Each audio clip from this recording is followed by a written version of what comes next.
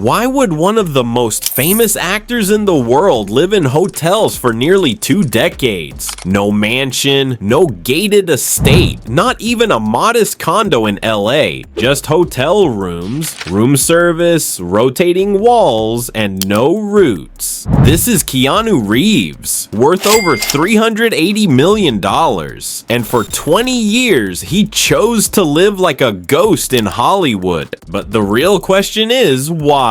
Was it trauma, grief, a secret, or was it something far deeper? Stick around, because by the end of this video, you'll know why Keanu Reeves refused to buy a home for 2 decades, the exact home he finally bought, and how that decision reflects everything about the man behind the myth. In 1997, Keanu Reeves checked into Chateau Marmont, the legendary Hollywood hotel known for both glamour and scandal. He was already a household name. Fresh off Speed and Devil's Advocate, he had just signed onto The Matrix. But unlike other celebrities, Keanu didn't just crash there for a weekend. He stayed for years.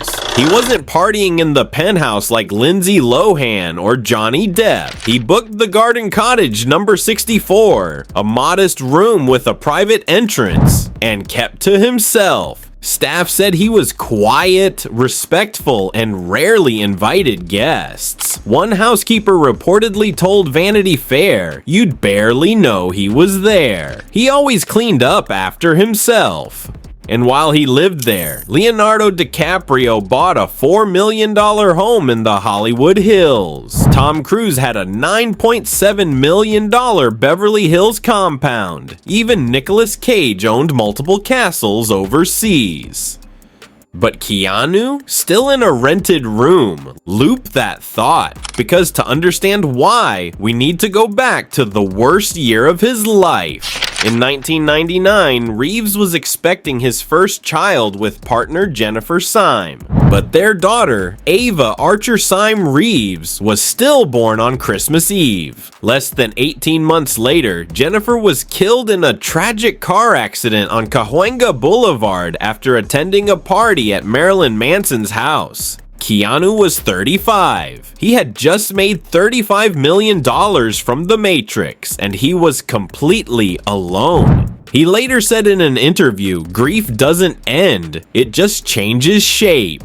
He withdrew from the spotlight, avoided the press, and rejected the lifestyle Hollywood kept trying to sell him. Many believe the idea of home became emotionally loaded, a symbol of permanence in a world that had just proven how fragile life really was. And what happened next proves that even more. Instead of investing in real estate, Keanu gave away millions. He gave $75 million, 70% of his back-end earnings from The Matrix Reloaded and Revolutions, to the costume designers, visual effects crew, and stunt teams. He reportedly said, "Money is the last thing I think about. I could live on what I've already made for the next few centuries." He gave $1 million to each of the 12 stuntmen from The Matrix Reloaded and quietly funded children's hospitals under an anonymous foundation. He once took a 90% pay cut so that Al Pacino could be hired for The Devil's Advocate and again for Gene Hackman in The Replacements. While his peers were buying yachts, Keanu was buying strangers coffee. He was once seen giving up his seat to a woman on the NYC subway. And yes, he still takes public transit. He called it freedom, but it gets stranger.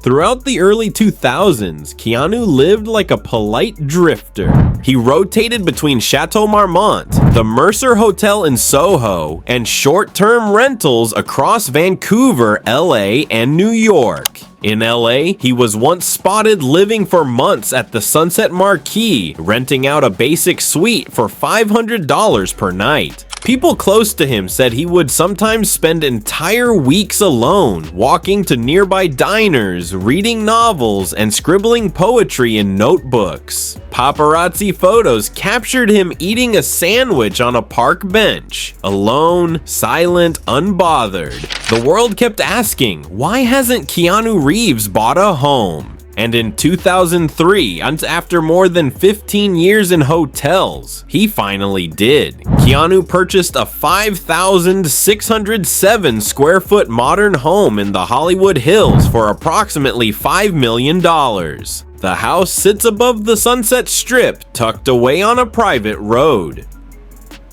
2 bedrooms, 3 bathrooms, a 3-car garage, floor-to-ceiling glass walls offering panoramic views of LA, a modest infinity edge pool surrounded by desert landscaping. Compared to the average Hollywood mega mansion with bowling alleys, cigar rooms, and 12-car garages, Keanu's house was, and still is, understated. His neighbors included Ariana Grande and Leonardo DiCaprio, but Keanu kept a low profile. No grand parties, no tours, no TMZ. He didn't buy the house to impress, he bought it to disappear. And here's something even more humbling. He reportedly bought his mother a home first, before ever purchasing one for himself. Despite its privacy, the house was broken into twice. Once in 2014, when a woman reportedly entered through a side door and claimed she was there to meet him. Another time, burglars stole firearms from his home. Keanu responded by quietly upgrading security, but never lashed out publicly, sued anyone, or sold the house.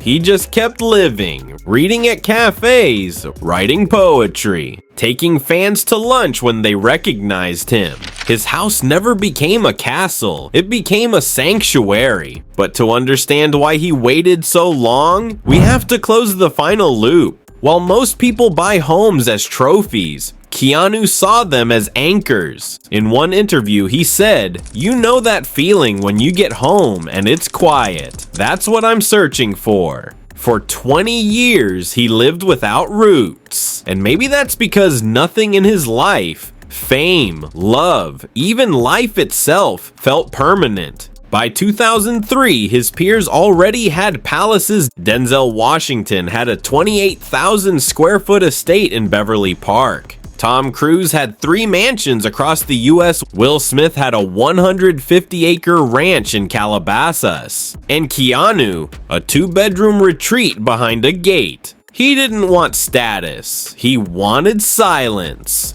And when he finally bought that house, he didn't post it.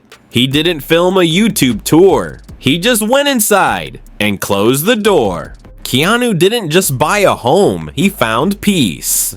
If you liked this video, don't forget to subscribe to not miss more videos like this from Estate Central. Till next time, see ya.